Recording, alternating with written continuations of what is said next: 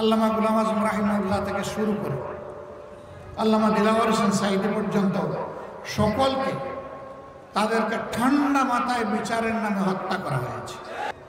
যেমন একটা স্বাধীন বিচার ব্যবস্থা এখন আমরা পেলাম না।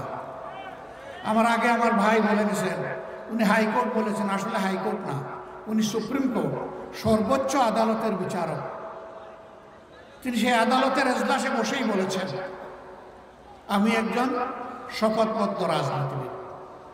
আমরা জানতাম ছাত্র জীবনে তিনি নিষিদ্ধ ঘোষিত বর্তমানে যে সংগঠন ছাত্রলীগ, তার একজন ক্যাডার ছিলেন।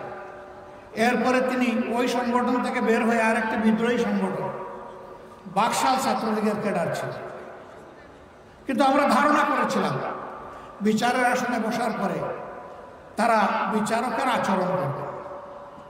দুইজন এই কথা বলেছিলেন, এর মধ্যে একজন প্রধান বিচারপতির এজলাসের আগে ভাঙচুর করেছিলেন।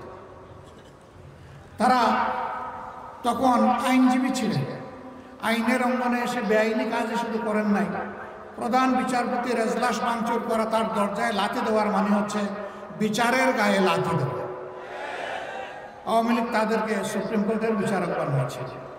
এদের কাছ থেকে জনগণ বিচার পাবে না, এটাই স্বাভাবিক।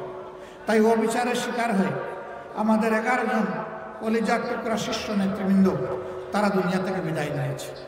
কাউকে ফাঁসিতে ঝুলানো হয়েছে, কাউকে মৃত্যুর দিকে ঠেলে দেওয়া হয়েছে। আল্লামা গোলাম আজম রাহিমাহুল্লাহ থেকে শুরু করে আল্লামা দিলাওয়ার হোসেন সাঈদী পর্যন্ত সকলকে তাদেরকে ঠান্ডা মাথায় বিচারের নামে হত্যা করা হয়েছে। আল্লাহ তাআলা সকল সুকর্ম এবং অপকর্মের পাওনা যথাযথভাবে এই মানুষকে একটা জায়গায় পরিপূর্ণভাবে দেবেন।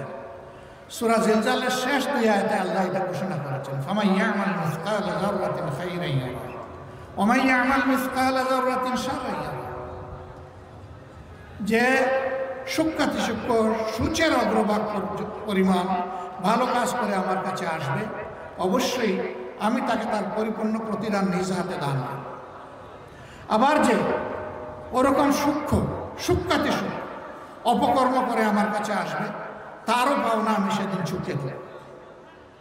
কিন্তু দুনিয়াকে আল্লাহ কিছু দিবেন না? হ্যাঁ, আল্লাহ বলেছেন দুনিয়ায় দেব।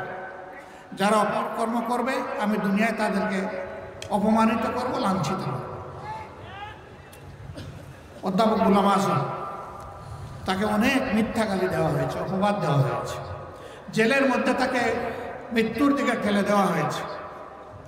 সেই সময় বিরোধী দলের হরতাল অবরোধ চলছিল, যখন তিনি দুনিয়া থেকে বিদায় নেন। সারা বাংলাদেশের আমাদের কর্মীদের আবেগের ঠিকানা ছিলেন তিনি। সেই দিনটি যদি যান চলাচল করত, সেদিনের দৃশ্য কী হতো আমি জানি না, কিন্তু অবস্থা খুব ভয়াবহ ছিল। আমি তখন বাংলাদেশ জামাত ইসলামের সেক্রেটারি জেনারেলের দায়িত্ব পালন করছি। সরকার এমন ভীতিকর অবস্থা সৃষ্টি করে রেখেছিল, রাতের বেলা ঝুঁকি নিয়ে তার মুখটা দেখে এসেছে, কিন্তু দিনের বেলা তার জানাজায় আমি শরীক হতে পারি না।